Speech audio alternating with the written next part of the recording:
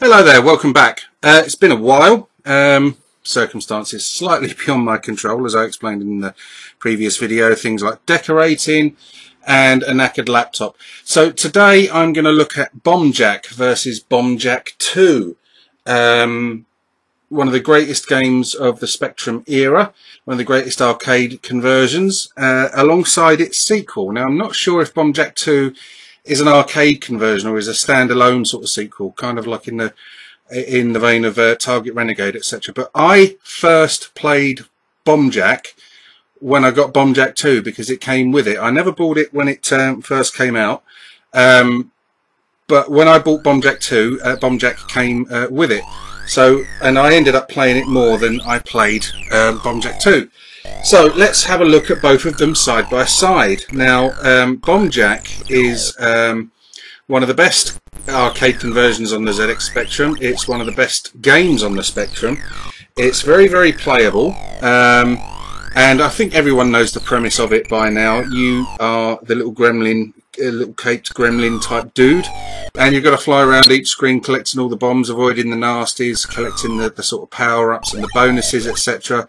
And it's quite challenging. It's also incredibly addictive. Now, I need to apologise. I'm not the world's greatest game player anyway, we know that.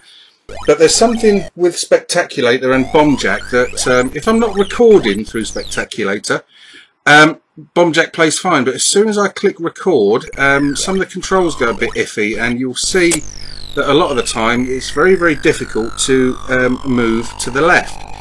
But I did as best I could on this game. Anyway, Bombjack is incredibly well regarded. April 1986, issue 27 of Crash. It was given a crash smash. Issue number 5 of Your Sinclair, May 1986. It was a Your Sinclair mega game. And Sinclair User, issue 50, May 1986, gave it 4 out of 5. Now, great scores all the way across the board there, and for good reason, because it's a wonderful game. I mean, the graphics on it are brilliant, etc. Now, I know that some of the home conversions of Bombjack that Elite put out weren't particularly as well regarded as the Spectrum ones. So if you have any experience of the other versions of Bombjack, please drop a comment, let me know how they stack up against the Specky version, because I'd be interested to see and hear about that. Now, I've never played it in the arcade either. I've never seen it in the arcade. It's a Tekken arcade game, but like I said, I've never seen it, so I can't tell you how it stacks up favourably or otherwise against its arcade parent. But if it's anywhere near as good as the Spectrum version, then it's a cracking arcade game.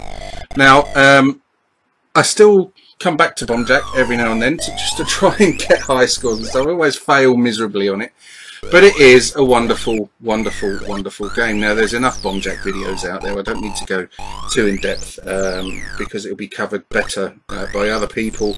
But this is just to look at the game alongside its sequel, which is coming up in just a second. Now, like I said,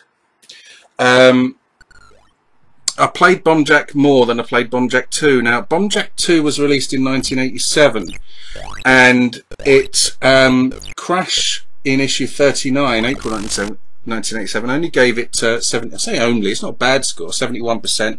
And Your Sinclair, issue 17, May 1987, scored it 6 out of 10, so sort of quite average scores there.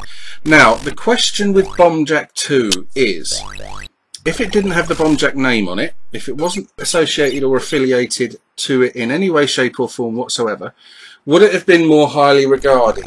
Now, I think it would.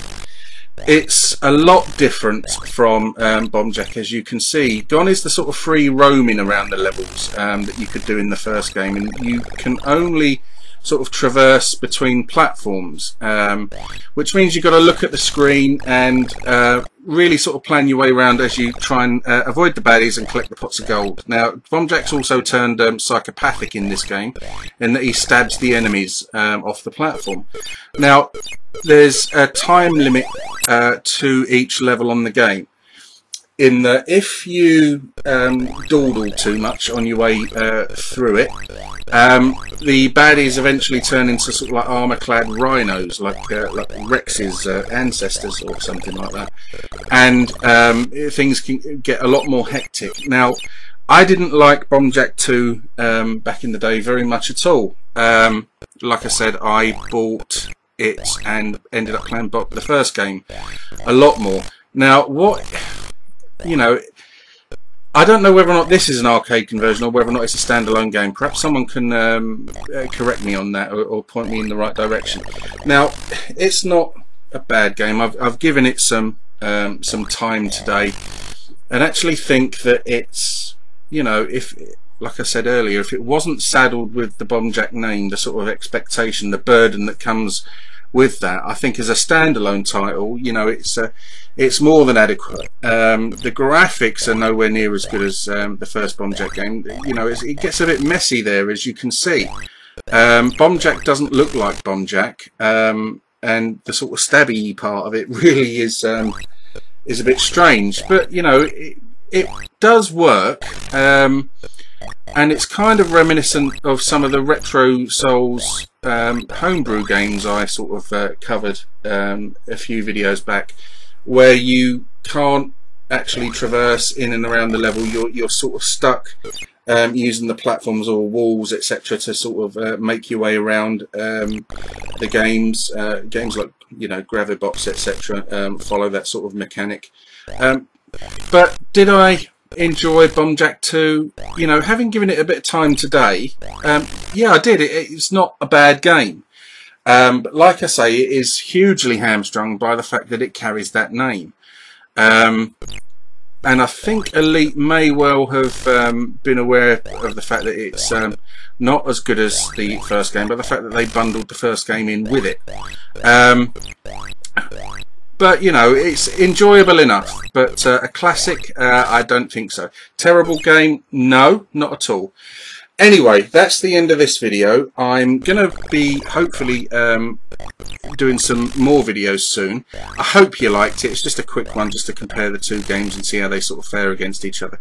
If you liked the video, please let me know. If you wish to subscribe, please do so.